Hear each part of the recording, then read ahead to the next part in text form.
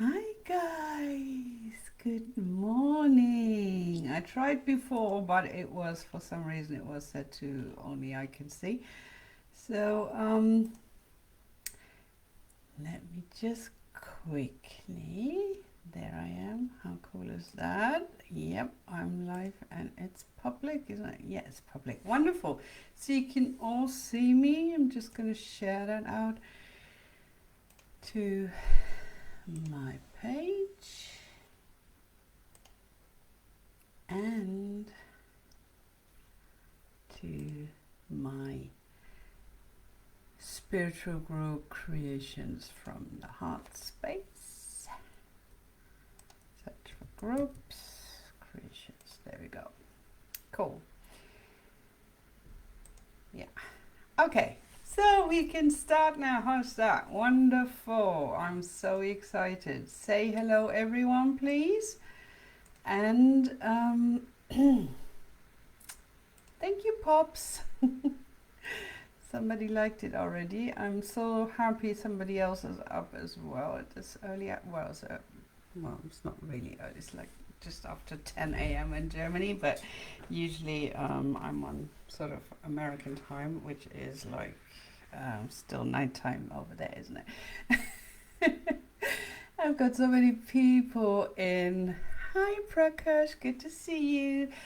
So anyway, for all of those who don't know me, which is kind of weird, would be kind of weird because I mean this is my personal page, so you should know who I am. But anyway, just in case, my name is Tirza Schaefer. I'm an author and I'm also a spiritual healer and reader, an intuitive reader. So oracle cards and that kind of thing, and I do healing and yeah, and the books that I'm writing are mainly romance, but it's not about any of that today. It's all about German tradition, and I wanted to tell you about this. This is so exciting because today is Nikolaus, as we call it, and that was actually the original template for, well, he was actually the original template for Santa Claus.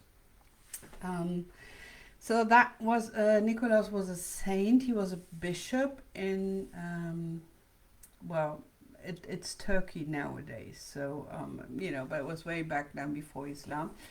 And he was a bishop, and everybody where he lived was very hungry, and people were very poor. They didn't have anything to eat, and so on. So there was a father who had nothing to eat, and he thought he'd have to sell his daughters for food, basically. So, Santa, or better to say Nikolaus, Nikolaus, came in the dead of night through some, like a purse of gold through the window, and so when they saw it in the morning, they were like all happy that nobody had to be sold into slavery and servitude and whatever. Which is nice, isn't it? Who wants that? So, yeah. And he did a lot of great things to help the people in the city he lived in. So, that's basically the background of Nikolaus. So, what we do is very similar to how you know Santa Claus. Is traditionally is either a stocking that you put up, or you put up your boots, or you put up a plate. Usually we put a plate not outside the door because I just put it in the night for the children, and that's how we've done it, when I was a child as well. My mom did that and so on. We put a plate, and you wake up in the morning and it's on the table, and and there's like goodies on there, chocolate, little gifts, and whatever. So sweets, and traditionally, obviously, it's been more like oranges and nuts, that kind of thing.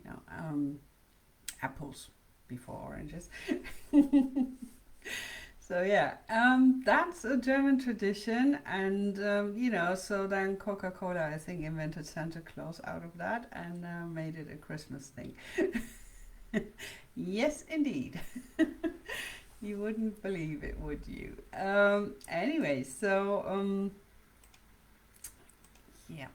Um, as you can see, oh, by the way, this live is being streamed from my personal page, so you know, if you blow it up and comment on there, I can see it. If you comment on the shared video in you know, on my business page or in my group creations from the heart space, I won't see that. So just so you know, but I will see it later on, you know, but I don't see it now as I'm live. Anyway, so that was it. And I've also posted on my personal page, you can see that possibly, let me see. That should be, yeah, it's also public, which is great. Everybody can see that. There's those plates with little goodies, which is a memory from 2014, yeah, 6 years ago, when the kitties were still small. You're gonna laugh, but we've got exactly the same kind of chocolate Santas there today as well, but not those little, you know, that they've got a bit of fruits and a bit of chocolate. And the little one's got a few books because she just loves to read like nobody's business, and which is so cool. I love that she reads, nobody else does. Well, the middle one is kind of sometimes she reads, and Tajan, my son, he's just totally like, I'm not ever going to read another book in my life. He stopped reading after Harry Potter. He was like, no book will ever be as good as Harry Potter. He was 7 at the time. And then, oh no, there were a couple of other ones that he read in primary school and he loved, but after that he was like, no. He just reads articles online, that kind of thing, you know, so he does things to, you know, keep his brain occupied. But really, he's not a book person at all, unfortunately, but, you know, everybody is different. So, that's cool. Anyway, and these hats, there's a story behind that as well. I have to tell you about this. That also goes a few years back. I was in town and I just saw it in the Advent time, you know, and I saw it and I said, oh great, you know, let's get 4 and we can take pictures, okay? Like a family picture with them, you know, like for Christmas to send to everyone, you know, like Merry Christmas from us, from the T40s Schaefer family. And so I came home with them, you know, and I thought they were really cool because there's like this golden stuff on there as well, and I like gold so much. Anyway, I thought it was so cool and such a fun idea, so my children were like, no, I'm not gonna wear that, ooh, embarrassing, you know, so they were like all teen self-conscious about it, and those pictures never got taken with those hats. So I've had them lying around and I just saw them and I was like, you know, when I opened a cabinet, there they were, and I was like, I'm gonna do a live wearing that, so it actually is being used for once. So yeah, I've got a Santa hat on now.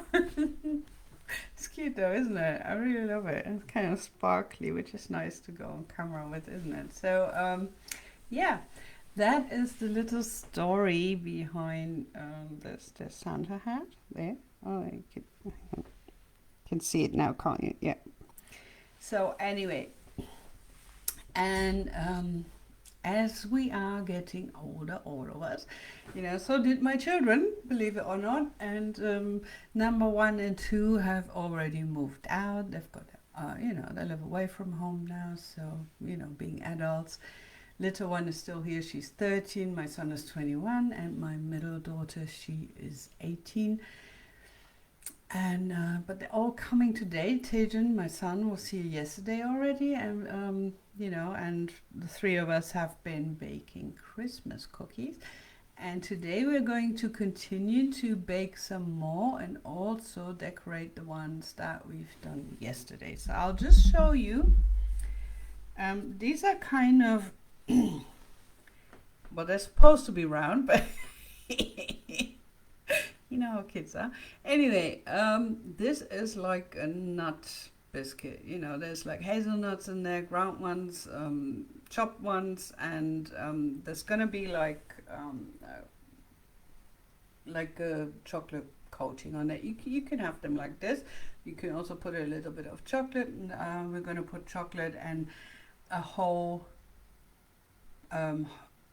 hazelnut on top of that, you know, and then let it dry. So it's going to be really cool, very nice.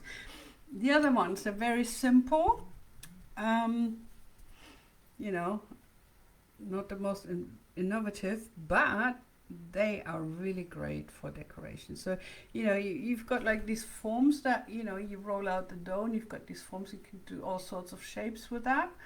And so then we're going to decorate them today, which is going to be great fun. And we've had such a mess yesterday on the table, you know, which was so much fun. Loved it. There was like flour everywhere. You were all kind of eating the dough because that's so nice. And that's the best part of baking cookies, isn't it? You kind of, you know, always pinch some dough and eat that. So much fun. And I was the naughtiest of all, you know, and I'm like, Mama. And I'm like, yeah, don't be so German, you know. Germans go by the rules. Everything is rules and regulations. My kids need to kind of, you know, develop more of a sense when you can say, go to hell with your rules and just live, you know. Sometimes they make sense and they're good, but most of the time in Germany, they totally overdo it. Like, way beyond target. Okay, so and I've always been a bit of a rebel, so there you go.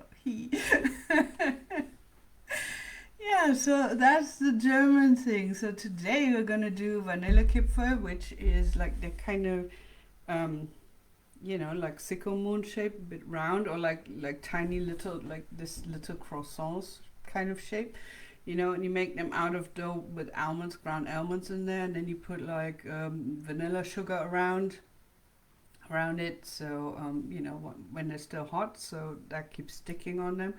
You just kind of roll them around in it, you know, and yeah, all that stuff is like calories no end, but it tastes so nice. And it really, you know, this year was so crazy, and I was thinking we need to get the spirit of Christmas back, you know, have a proper Advent, because we've had years where we all like Christmas came and went, and then we had a Christmas feeling, you know, after the fact. It was all over already. Because, you know, you're so stressed out and doing stuff, and all these events just leading up to Christmas, you know, and nobody really has time for what that period is about. You know, regardless whether you're Christian or not, you know, we're not either, but, you know, we live in a Christian society, of course, and that, but it's a hi Rebecca, hi lovely, good to see you. Good morning, lovely. So yeah, so it's wonderful to have some time, some breathing space, and, you know, calm down and go like and really go within. That's what winter is all about, isn't it? It's like nature goes to sleep. You know, it's about introspection, going inwards. Being not really a hermit, but like taking time to connect with the people you love. Having those connections take on a meaningful quality, not just rush from one thing to another. It's like, oh, you have to do this and we have to go there and blah blah, you know, and hurry up, but really take time out and just be present, be with your family in the moment, with the people you love, you know, whether that's your like legal blood adopted family, whatever, or it's your soul family with your friends, or, you know, whatever's family for you, whoever is that in your heart, you know, it's about what's in your heart. So the people that are really in your heart that you love so much, they're like family to you, you know, whether they're on paper or not. Spend time with them, just be present. Don't think about how can I market this, and, you know, and then make a social media post out of it or something. Just you know, just be present.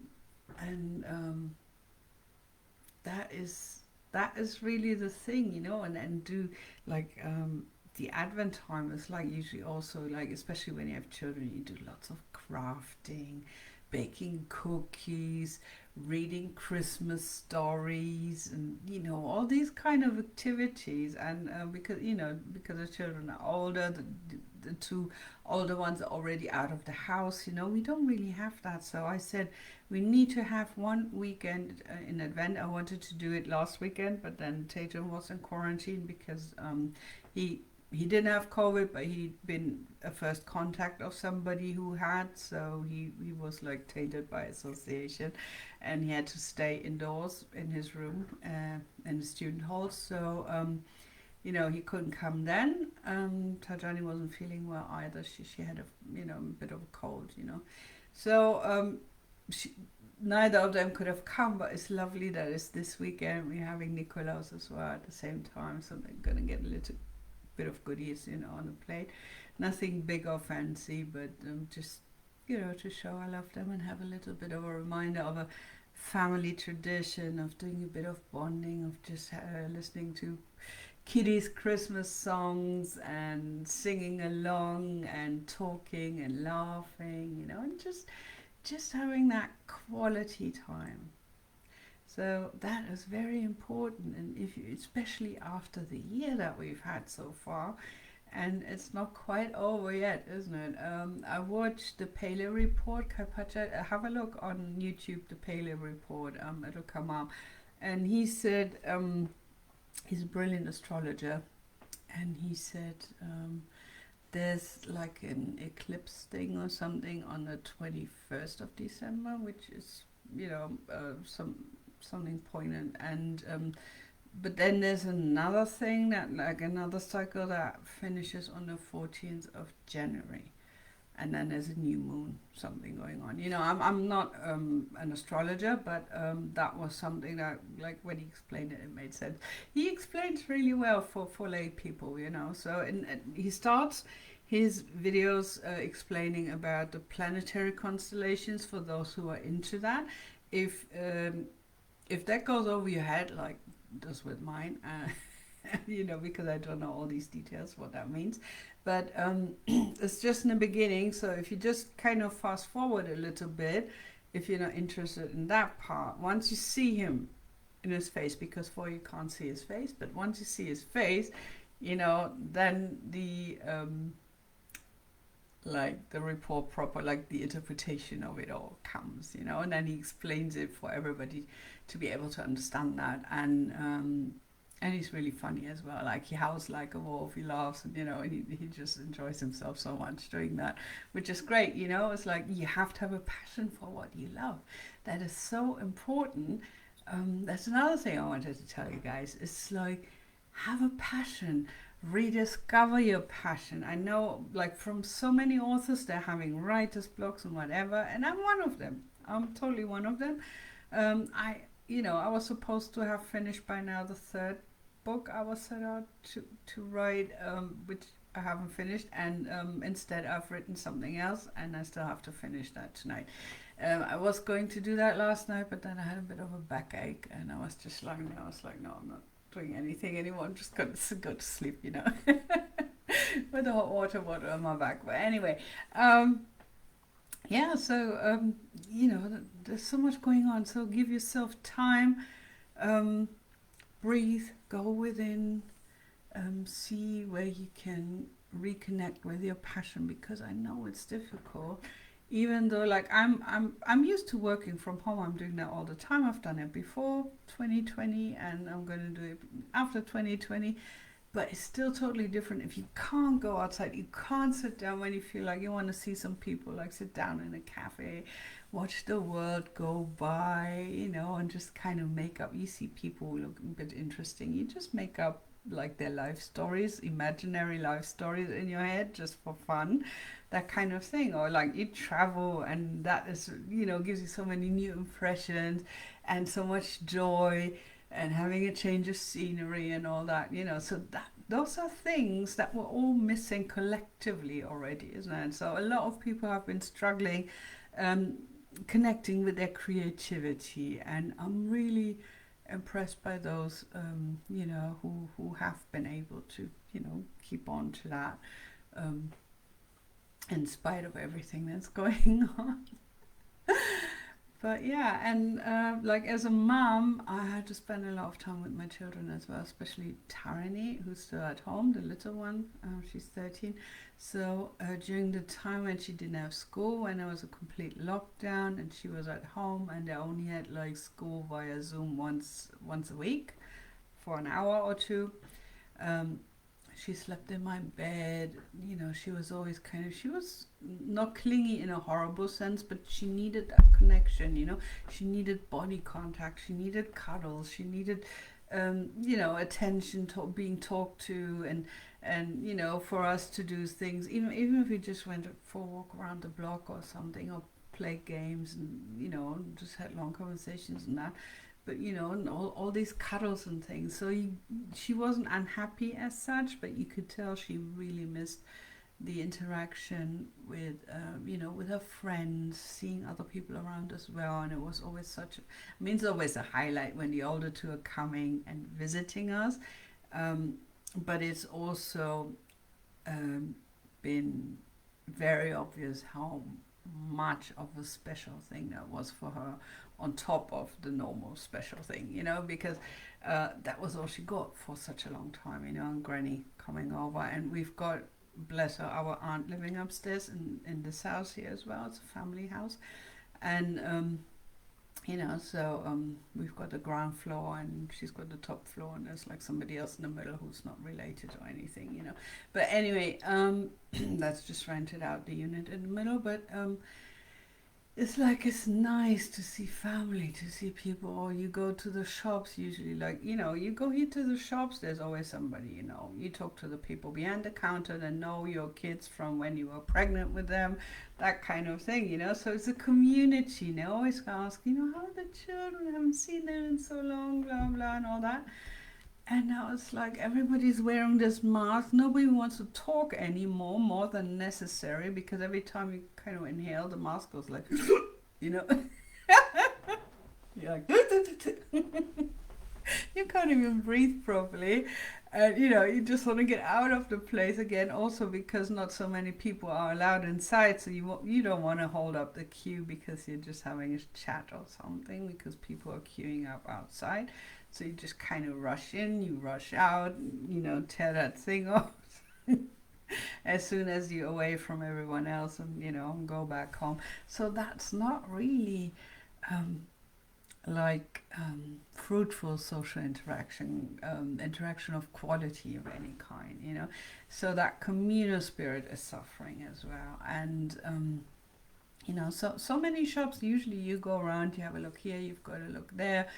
You might drink a coffee there, just buy something small, even if it's just like, I don't know, your kids saying, oh, you know, I'd love to have that rubber or whatever, you know, because it smells of strawberries. I don't know, something like that, you know, even if it's just a small thing. But then you go, you have a look around, you know. It's not like I'm saying, like, you know, you know, this consumerism is like, it was way over the top, but now it's like slowed down so much that a lot of businesses are going out of, even those that are still open, they're taking a lot of carts, a lot of smaller ones going out of business, and that because hardly anybody is outside, and everybody's thinking three times, do we even need to go inside there, you know. So it is a difficult time, but at the same time it's also a time of opportunities. Okay, opportunities that are so Prakash is having fun here.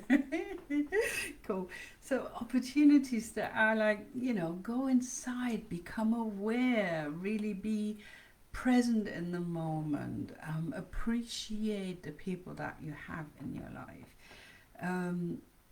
showing the people that you love that you can't see in person in other ways that you're thinking of them. You know, and it's been also like, there's been kind of waves where people have been like so much on social media, but then there's been such long spells where people have really gone like, you know, I don't even feel like going on social media anymore. And especially with what's going on in the US, you know, with the elections and everything, there was a lot of anxious energy around, wasn't it? And a lot of angry energy and all that. So people have been very polarized with the COVID thing, with the elections, with whatever else, you know.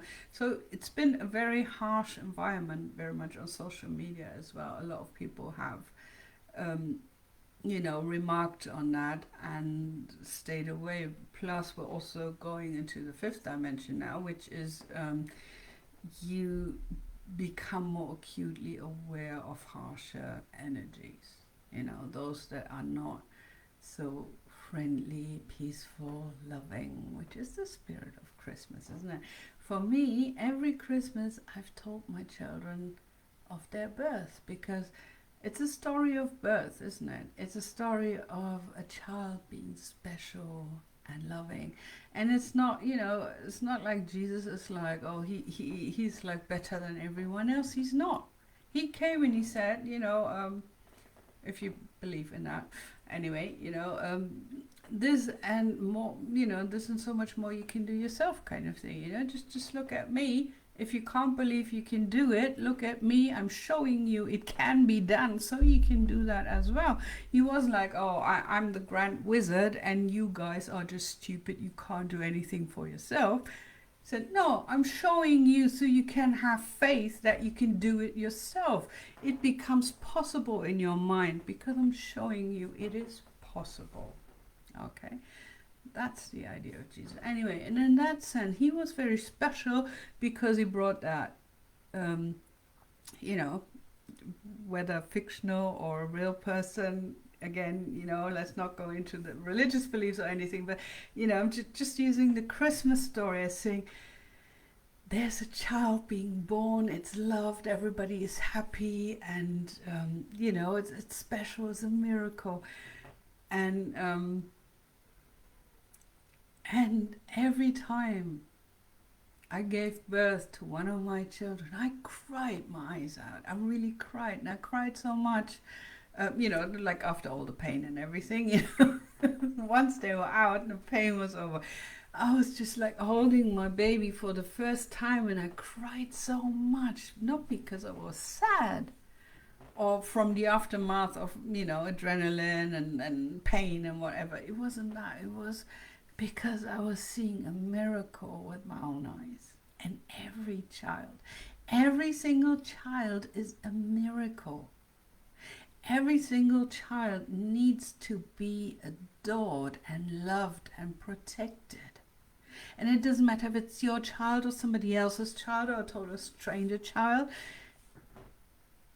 Every child in this world needs to be happy, protected, loved, grow up in an environment where there's no threat, no danger, no pain, no anything but, you know, happiness, and having that environment to really unfold. The children of today, they're so precious. They're like, you know, they're like one up in their spiritual development. You know, they're being born already being, you know, of a higher dimension and that. So they feel a lot more acutely,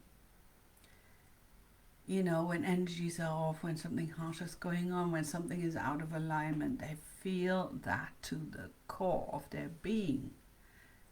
And whether they are aware of it or not, and they will act on that. So kids who act out, you will know there's something wrong in the environment, because no kid on their own acts out.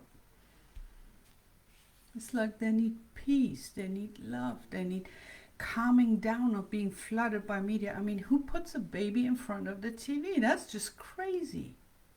Because, you know, that can cause epilepsy in your brain as well, in your child's brain, things like that, you know. And who would hurt their child, or any child for that matter, you know. I mean, people like that, I'm not even going to go there, but anyway,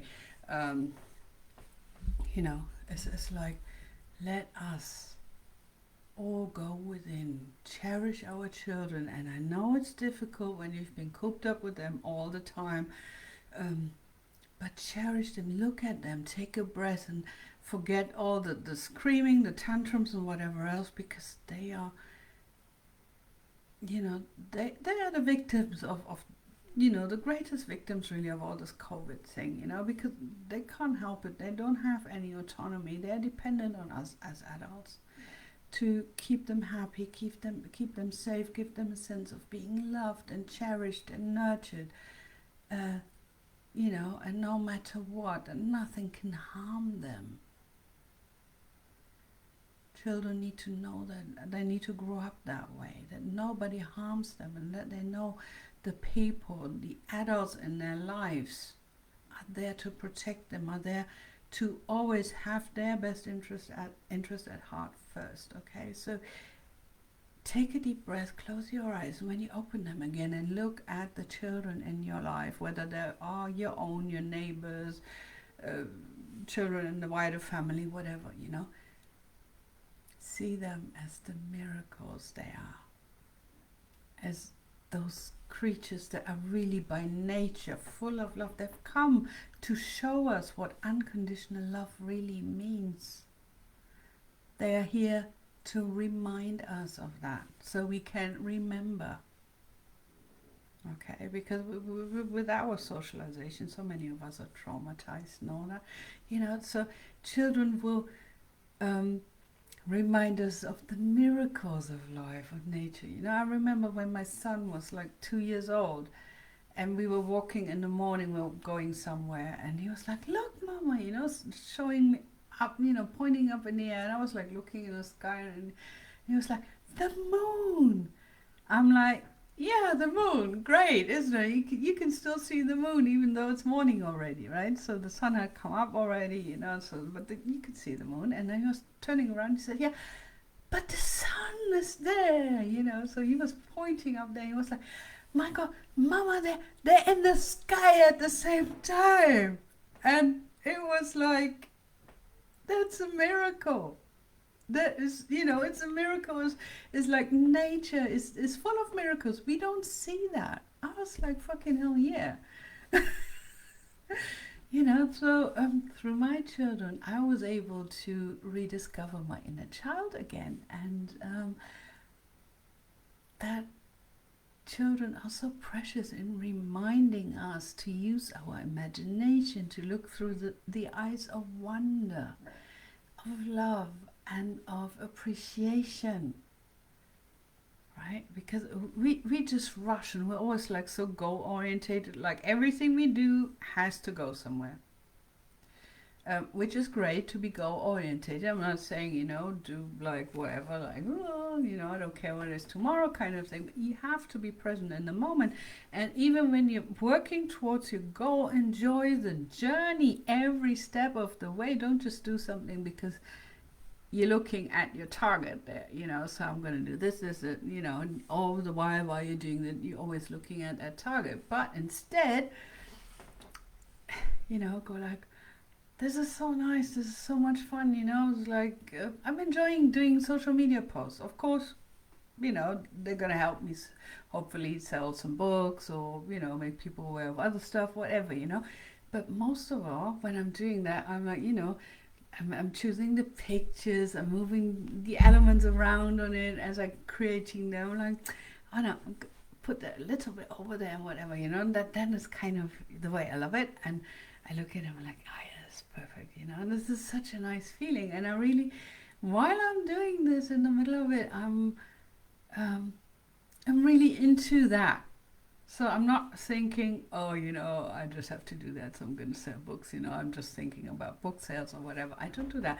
I just look at while I'm doing that, I'm totally in it, and I'm trying to make that picture so beautiful and the best I can, with the tools I have. And, this is all you can do anyway. Give your best with, what's available to you at the time, in tools and knowledge and skills, that kind of thing. So but as long as you give your best, that's good enough. Rebecca, you posted that the other day, didn't you? Yeah. So yeah, I've got that probably stuck in my mind. So see, we inspire each other as well. We inspire each other, and that is the real spirit, the connection, the inspiration, and and don't be shy to reach out when you need some help, when you just want to connect, when you need somebody to talk to just because you miss talking. It doesn't have to be a crisis to reach out. You can just say, look, I'm feeling a bit lonely. Do you feel like hopping on Zoom or something for like half an hour so we can have a chat? I really miss talking to somebody else outside of my family who's always around me, kind of thing, you know. And that's cool, that's great, do that. You know, don't be scared, don't be shy to ask. It's always, great fun. And we're all in the same boat, and we're all missing each other, other people, and the hugs and the kisses. Even when you meet somebody on the street, it's like, you've got a thing on your face, and it's like, oh, I'm not going to come close. I've got a cold, and you can't hug anyone. Suddenly, everybody is so like, which is understandable. Even if it's just a common cold, you don't want to be the one who's passing that on to somebody else, especially not the people you love. But sometimes a hug is really worth getting a little bit of the snivels for. It is. I'm a very huggy person, I really need to hug, to kiss, and and it's like when I see my kids, I don't care where they were, what they've done or whatever. It's just like, and my son, when he came in yesterday, I was lying on the bed, right? I was lying on the bed, and I was doing some work. I had my laptop on, on my lap, and was kind of sitting up, lying, whatever, kind of half and half. Anyway, so I put that away. My daughter opened the door for him, and she was like, "Yay, attention, you!" So they were hugging and stuff, and he was picking her up. She's very small and dainty, very petite, and he's like a big man now, right? So he was carrying her, and he was coming into the room, and so I put my laptop on the side, and he put his sister down on the bed, and then he kind of threw himself on me. He was just lying here, like he did when he was small. When he was still a child, he was just lying here and cuddling me and holding me. So I missed you too so much, and we missed him as well. So that kind of, nothing is better than that family love. That that physical connection as well. That hugging and that. I'm not saying go have a rave or anything, but if you really need a hug, go get yourself a hug. Okay. We've always had flu times every year and everything else, so yeah, everybody has a snivel. Most people do not have COVID who have got the snivels, but a lot of people might have it. Whatever his stance is on that, but really it's like it's never really stopped us mostly to to give a hug to those that we love. Did it? Did a mother ever stay away from her sick children? No. Not in my world. So no, I never will. So yeah, anyway, so I'm hugging and smooching my children, and I miss, like really when I see friends on the street and just go like, hi, how are you? That's how I am. I do that. I see my friends, they get a hug. They get a big hug, It's like, because I'm genuinely happy to see them even without lockdown. I've always been like that, okay? So, not having physical connection like this, loving, affection, all that kind of thing, that's not good for the psyche either, that makes people depressed as much as everything, just being locked in and staying at home all the time in the first place. But having physical contact, and it's like, it's so important. So when you are at home and your kids are going crazy and all that, which might very well happen, but try and play games with them, or make them like jump up and down, put some music or make them jump up and down until they're tired, so they have some physical exertion.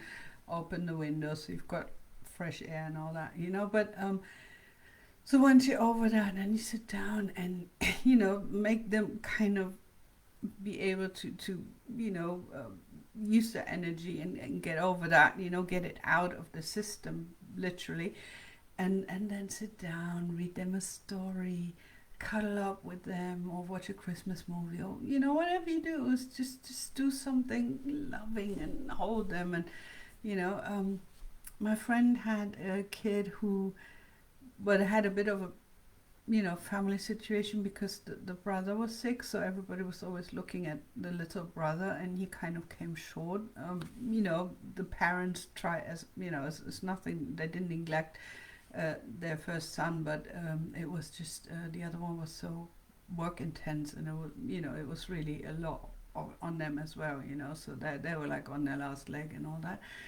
um, so the boy was getting aggressive really fast. And whenever I came to school, that was like when my son was in primary school, so they were together there. So I saw the boy, and he got angry for like, he just flew off the handle or something. What I did, because, he knew me very well, of course, I was friends with the parents and all that. So I would just take him and hold him, and really hold him, not restraining him in a way of like forcing him in that sense, but I was holding him to give him that security, like, you are being held, I see you, I feel you, I'm giving you all my attention, that kind of feeling, that a kid has, who's like desperately trying for attention. That's basically what it is, and they get angry because they're desperate for it. And they're like, I'm here as well. Why doesn't anybody see me, kind of, or recognize my needs, that kind of thing, That's the feeling a child has in all that, because they can't really understand, or even if they can, they still feel neglected, obviously, when you have such a, challenging family situation. But instead of being angry and going like, how dare you to behave like that and all that, give them love. I held him, he calmed down in seconds, and no amount of scolding from teachers or peers or anything like that would have that effect. I'm like, just hug the boy. And the teachers were like, we're not allowed to. And I'm like, I wouldn't give a shit, because his mom's not going to complain. She's going to be grateful. So, and you're hugging him to show him you love him, and you're holding him. You've got his back, and, he's not alone. If he needs that at the time, give that to the child, So, anyway, he's a wonderful young man now. I'd love to add to that one. He's studied social services, something like that, so he's a social worker, and he works with children who have challenging home environments as well, that kind of thing, So he's made his challenging past a superpower to help others, And whenever he sees me, like, we haven't seen each other for like in a few years, and then I was in town and I saw him, like, that was just before COVID, I think, and I didn't recognize him, because the last time I'd seen him, he was still a teenager. Now he's a grown man, and so I didn't even recognize him. He was like, Tirza! It's like whoosh, coming at me. And my son was with me and reminding, he said, oh, that's him, kind of thing, reminding me who it was. And I just got enveloped in this big hug, and and I was so happy. It was so nice to see, like, after all these years, he wasn't shy to do that, and he still had that kind of feeling, like that association with me, when it was very loving, So, and so a huge, great big hug, and that was such a lovely experience. So, that's one of the examples where you can see that love is always stronger than force, than violence, than anything else. And you don't need any kind of substances, natural or otherwise. Obviously, you want to eat healthy and all that, but you don't have to take something from other people, or you know, or drugs or anything like that to feel a high, a buzz, or anything. You can have that within yourself. You don't have to hurt anyone. The way you do that is by loving unconditionally. And that doesn't mean, a lot of people think that means like when you're being loving with people, that means you push over, walk over, everybody's treating you like a doormat. It is not. Being loving also means setting boundaries, firm boundaries, for yourself and for somebody else, okay? And for the people you love that you have to protect, like your children, you know, you set boundaries around them, for them, so you create a safe space and container for them to grow and to develop. And you know, because some things, situations, people, whatever, you know, they can't protect themselves from, and they can't yet set boundaries themselves. So, you know, that's our task to do that for them. And so, you know, be loving, be strong, and love is the greatest power. And real unconditional love means also setting boundaries, but in a loving, not an aggressive, forcing way. Okay, right. So that's the great story about Nikolaus and German traditions and our family tradition and some anecdotes. Okay, so I hope you enjoyed that. When you see it later, maybe also the recording, I don't know, or bits of it. Whatever you feel like. Anyway, I'll go on in my group Creations from the Heart space in a bit. Let me just put the link in the comments here. There we go. Okay, so I'll be there in a few minutes. I'm going to drink a bit of my tea now and let the cat inside because it's, you know, she's wailing outside the door. And I'm going to do oracle card reading, and if you want to join, I'll see you over there. Okay, so lots of love, big kiss and cuddles and everything, every good thing. Lots of unconditional love, being present in the moment, having the spirit of Christmas, regardless of religious, spiritual affiliation. It's about the spirit and it's about love, so and appreciating each other. Okay, so